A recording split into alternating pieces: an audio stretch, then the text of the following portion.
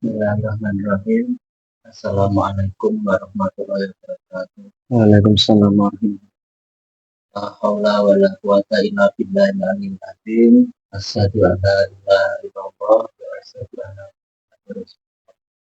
Shallallahu ala Muhammad sallallahu alaihi wasallam. Jumpa lagi pemirsa dengan kami Padepokan Cahya Hati. Terima kasih para pemirsa sudah setia menonton channel kami, dan terima kasih atas subscribe-nya, like, share, dan komennya. Terima kasih banyak. Tidak usah panjang lebar, kami akan menguak tentang informasi dari BMKG bahwa akan ada peringatan sesar Sumatera. Ini nanti makhluk gaib yang bisa memuak itu apa yang akan terjadi di Pulau Sumatera.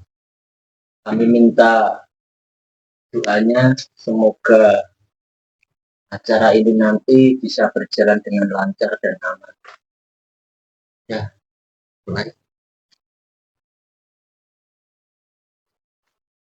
Bismillahirrahmanirrahim. Assalamualaikum.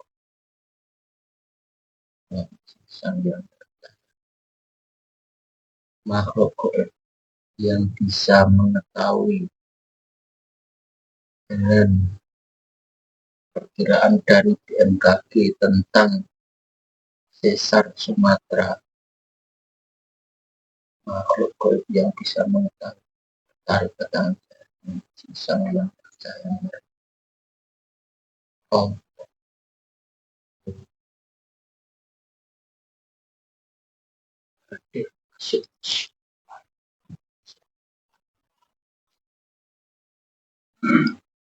Energinya menyesuaikan dengan media kita, suaranya terbuka menyesuaikan dengan kita, suaranya bisa berbahasa Indonesia dengan jelas dan lancar. Allah. Selamat malam. Assalamualaikum. Waalaikumsalam warahmatullahi wabarakatuh. Alhamdulillah. Kalau boleh tahu sampai dari golongan apa? Jin. Ya. Wujud sampean apa wujudnya? Manusia. Saya protek dulu ya kebenarannya. Ya.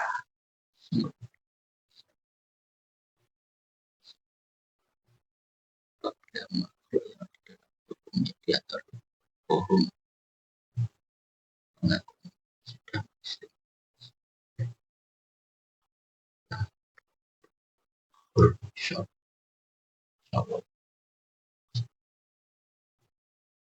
mohon maaf Mbah karena sudah menghadirkan sampean di sini. Iya. Ya, sebelumnya saya minta maaf, namanya sampean siapa Mbah? Wartito. Wartito. Iya. Saya panggil Mbah Wartito saja ya. Iya. Sampean yang memuslimkan siapa Mbah? Beliau. Sudah lama Mbah? Sudah. Sampean bertempat tinggal di mana? Daerah hutan. Di Pulau Sumatera? Iya. Ada apa? Kamu memanggil saya ke sini? Ya, sebelumnya saya minta maaf Mbah. Sampean rokok enggak Mbah? Iya. Minum? Iya. Apa minumnya? Kopi, susu? Kopi saja. Kopi saja. Iya. Bismillah. Serta dan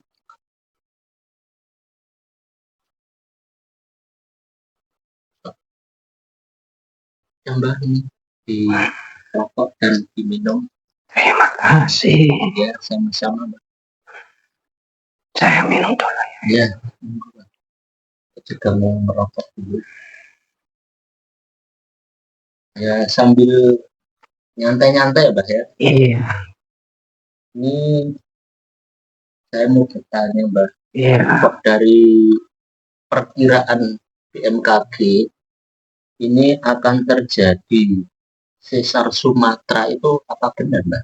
Benar. Gimana, Mbak, ceritanya? Karena ini sudah waktunya semua alam, terutama di Nusantara, sudah bergejolak. Di Jawa ini sudah mulai bergejolak semua, dan sekarang ini sudah mulai merembet keluar Jawa. Ini sudah berjalan dengan terjadinya gempa di Tuban kemarin itu menyebabkan semua alam di Nusantara ini bergejolak. Dengan terjadinya gempa di Tuban itu tadi, di Pulau Sumatera itu juga terkena imbasnya. Ini lempengan-lempengan di dalam bumi ikut bergejolak, bergeser. Ini sudah merembet di Pulau Sumatera. Ini juga sebentar lagi Sumatera akan mengalami gempa dari sepanjang Aceh sampai ke Lampung. Aceh sampai Lampung. Iya, nanti akan berurutan terjadi gempa. Dan gunung-gunung itu juga nanti akan menjadi aktif. Karena ini sudah waktunya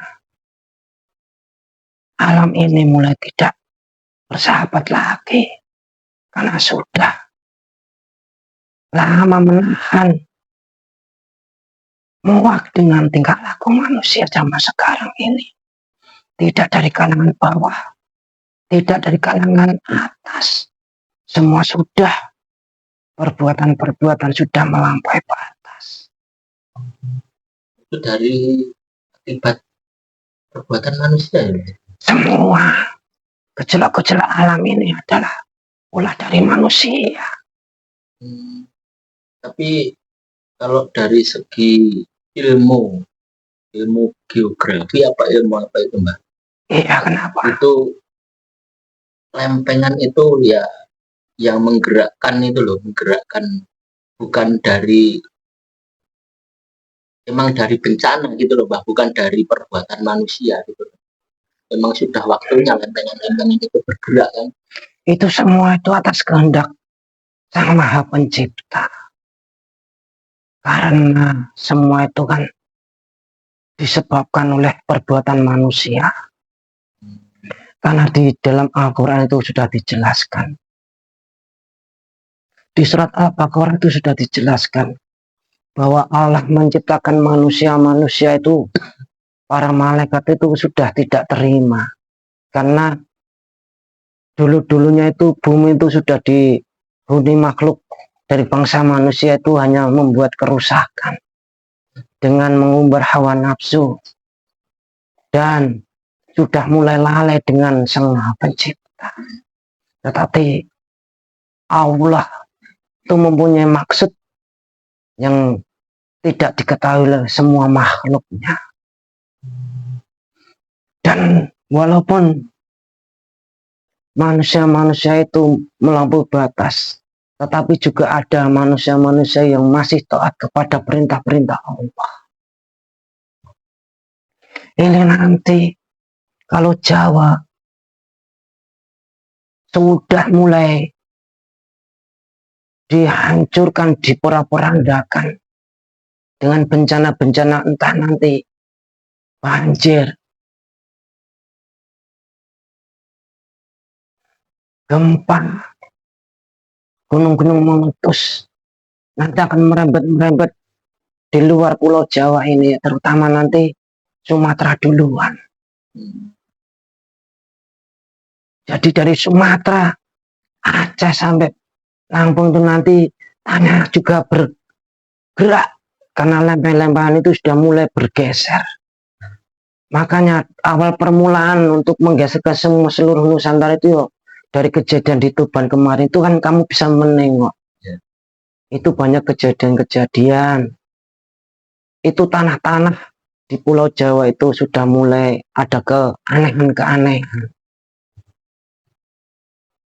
Ya ini kan masih sebagian kecil ini, belum sepenuhnya. Masih diulur-ulur, nanti manusia itu masih ada kebijaksanaan untuk bertaubat atau tidak. Dan ini kan sudah mulai untuk pembentukan awal peradaban. Ini kan sudah mulai lari ke ibu kota Jakarta ini. Ya. Ini kan sudah mulai akan nanti Jakarta itu akan tenggelam. Ini udah mulai banjir. Iya, itu tadi kan nanti akan tenggelam. Jakarta tenggelam, nanti gunung diberapi atau gunung-gunung di daerah Jani akan meletus. Nanti merembet ke daerah Sumatera ini nanti terjadi gempa yang luar biasa ini Sumatera nanti. Dan bisa-bisa akan menjadi tsunami ini Sumatera. Nanti akan bisa terulang lagi Aceh. Bisa akan terulang lagi. Nanti akan membelah juga itu, Mbak. Ya nanti akan membentuk suatu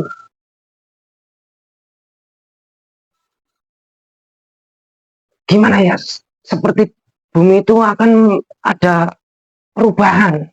Bumi itu akan menjadi retakan-retakan, yaitu menjalur terus itu. Nanti kalau ada bangunan, ya bangunan bisa roboh. Nanti kalau ada lautan-lautan, itu lautannya bisa airnya meluap itu nanti.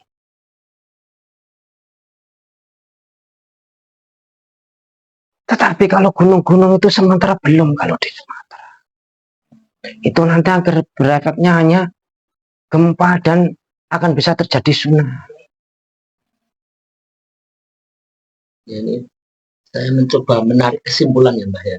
Iya, gimana? Berarti dari bencana tuh, dari banjir yang ada di Demak dan daerah Kudus dan gempa Tuban kemarin baru merupakan awal ya. Iya, ini baru awal. Yang paling berpengaruh sekali itu ya gempa di Tuban itu yang sangat berpengaruh ke seluruh Nusantara itu seperti penghubung itu di Tuban itu. Jadi lempengan di Tuban itu di bumi di wilayah Tuban itu lempengannya itu mempengaruhi semua di Nusantara ini. Itu yang menghubungkan. Untung saja di Tuban itu banyak paku-paku bumi, jadi bisa agak tidak ada bencana yang lebih besar. Tetapi nanti kalau di Sumatera itu beda lagi cerita. Akan lebih besar lagi. Akan lebih besar. Iya, di Sumatera itu. Bisa-bisa ya terjadi tsunami itu tadi. Tapi ya mudah-mudahan apa yang saya terima informasi ini mudah-mudahan bisa salah ini nanti. Diangkat oleh Allah, diberikan kebaikan, tidak sesuai apa yang saya katakan ini nanti. Ya ini hanya sebagai suatu peringatan saja agar manusia-manusia terutama di wilayah Sumatera itu agar lebih hati-hati.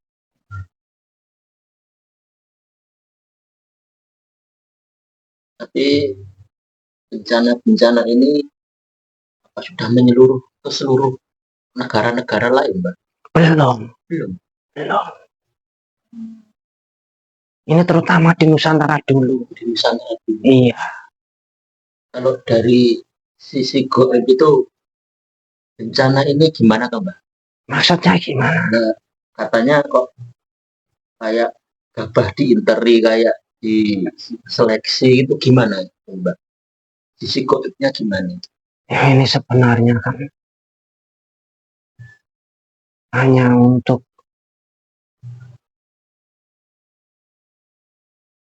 menyeleksi mana yang benar-benar iman kepada Allah dan mana yang hanya sebatas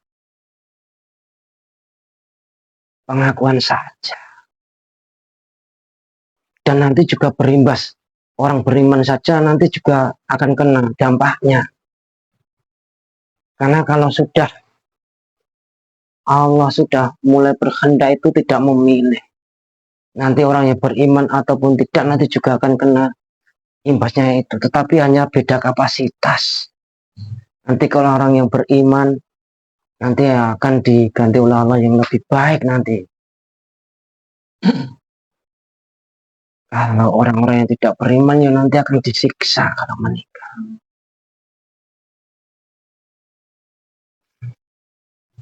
Makanya ini sebenarnya di langit ini sibuk sekali dengan sidang-sidang masalah bencana-bencana di Nusantara ini. Dan para wali-wali Allah itu sudah tidak bisa untuk menahan semua bencana dari Allah.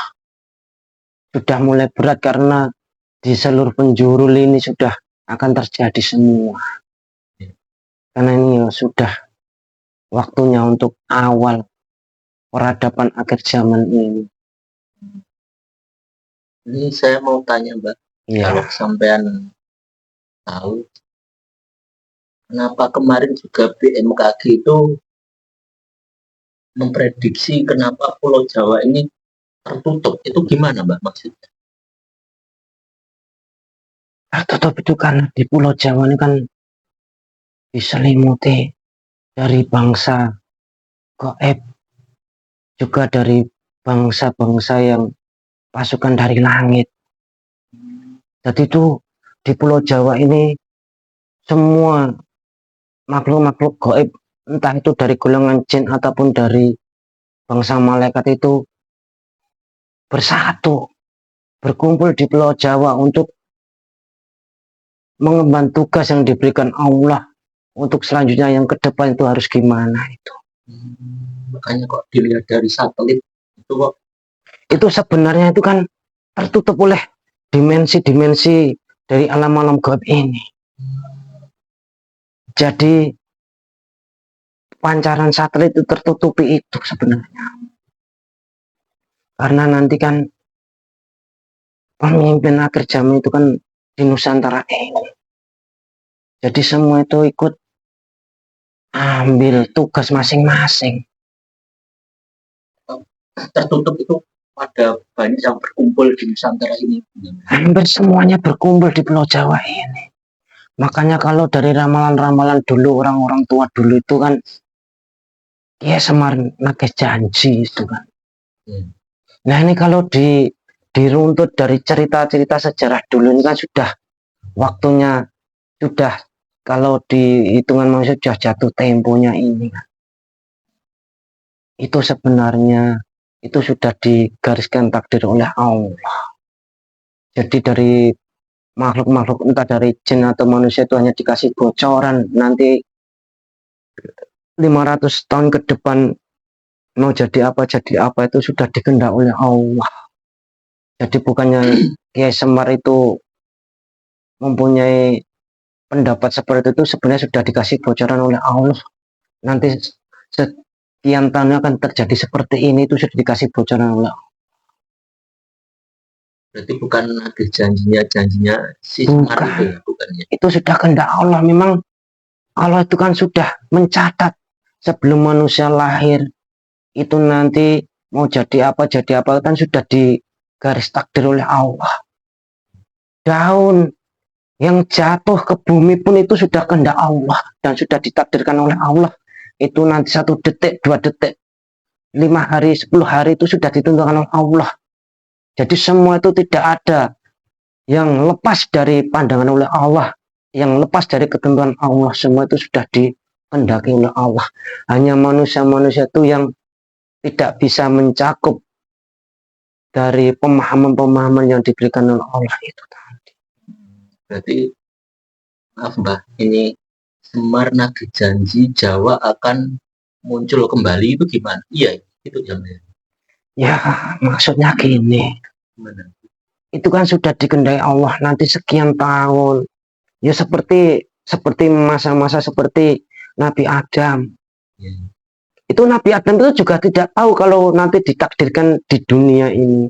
Kan sebenarnya kalau menurut sejarah ataupun cerita-cerita itu kan Nabi Adam itu diciptakan dari tanah itu kan di surga. Apa Nabi Adam itu tahu kalau sekian tahun nanti akan ditugaskan di dunia ini? Kan tidak tahu. Semua itu sudah dikehendaki oleh Allah. Karena apa? Setiap manusia yang akan dilahirkan di dunia itu sudah ada catatan masing-masing. Yang masalah jodoh, rezeki dan mati itu kan sudah dicatat oleh Allah. Jadi Kiai Semana Kejati itu hanya sebagai sanepan. Iya, suatu gambaran bahwa nanti manusia di tahun ini itu kebanyakan manusia itu akan bersifat seperti ini dan akan terjadi seperti ini. Itu sudah diatur oleh Allah. Jadi manusia itu hanya menjalankan takdir saja. Makanya manusia itu wajibnya hanya berusaha, selalu minta pertolongan kepada Allah agar dibimbing Allah ke jalan benar yang lurus yang ridhoi oleh Allah. Makanya di dalam Al-Fatihah itu kan ihdinas siratal mustaqim. Jadi kita meminta pertolongan kepada Allah diberi petunjuk di jalan yang lurus yang diridhoi Allah, bukan yang dipenduli Allah atau yang tidak diridhoi Allah. Seperti itu makanya Allah itu menurunkan wahyu di dalam surat Al-Fatihah itu kan sebenarnya ada maksud tertentu di situ. Jadi nanti Pulau Jawa itu akan tenggelam semuanya itu. Makanya sampean dan seluruh jamaah-jamaah yang ikut ngaji di sampean itu dikasih kabar, disuruh ibadah kepada Allah yang sungguh-sungguh. Ini bukan main-main, karena semua itu sudah menjalani takdirnya masing-masing. Ya alhamdulillah sampean beserta jamaah-jamaah itu bisa ikut dengan beliau.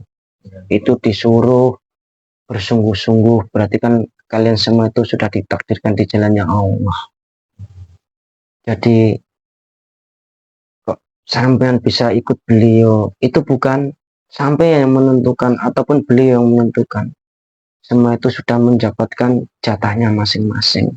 Ya seperti apa ada orang itu untuk memilih menjadi orang jahat ataupun orang baik. Semua itu kan tidak ada pilihan. Semua itu hanya menjalani takdirnya masing-masing. Yo, kamu itu kalau diciptakan oleh Allah menjadi iman dan takwa kepada Allah, ya kamu itu jangan sombong ataupun bangga diri, karena semua itu atas kehendak Allah.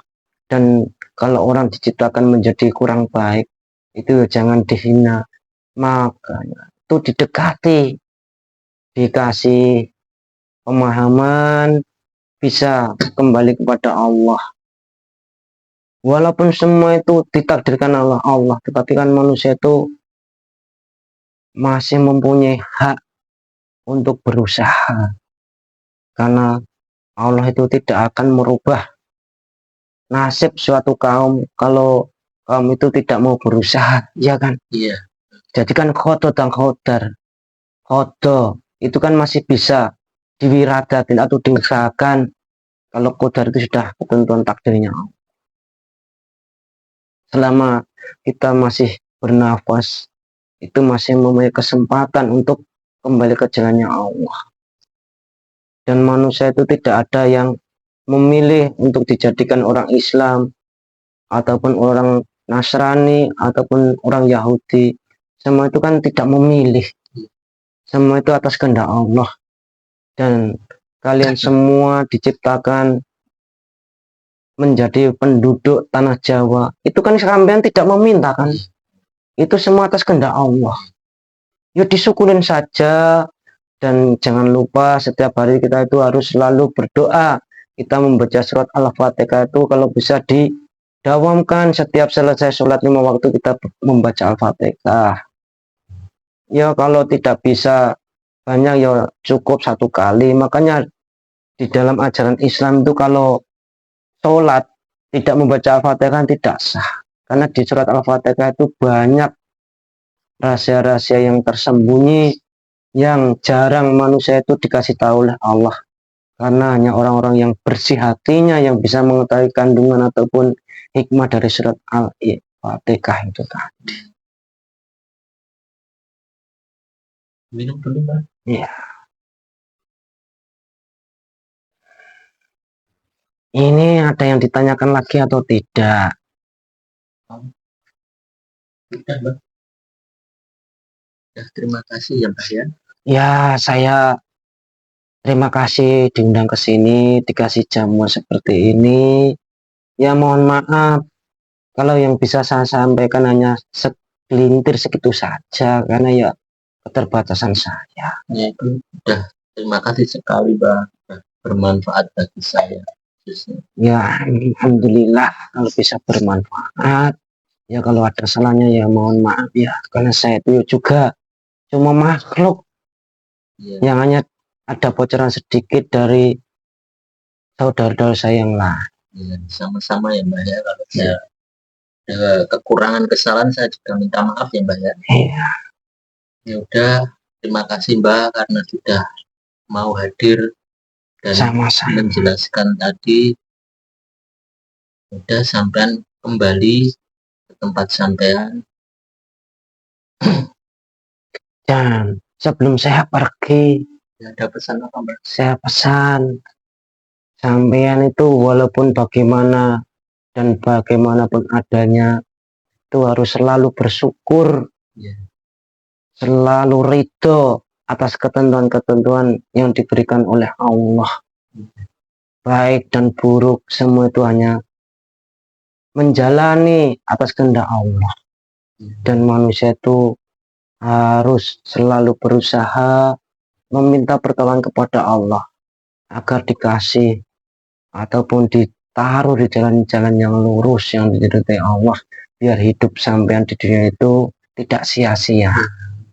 Mohon nanti disampaikan kepada saudara semuanya.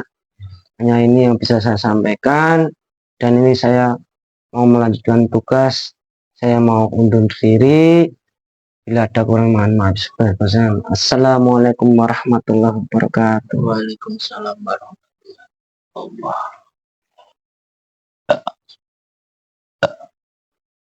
Ya, tadi pemirsa, sesosok goib yang sudah menjelaskan tentang prediksi dari BMKG tentang sirkuit Sumatera.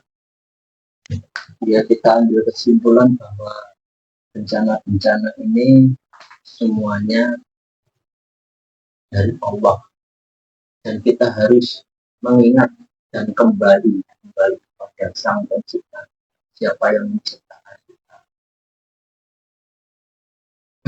Sudah,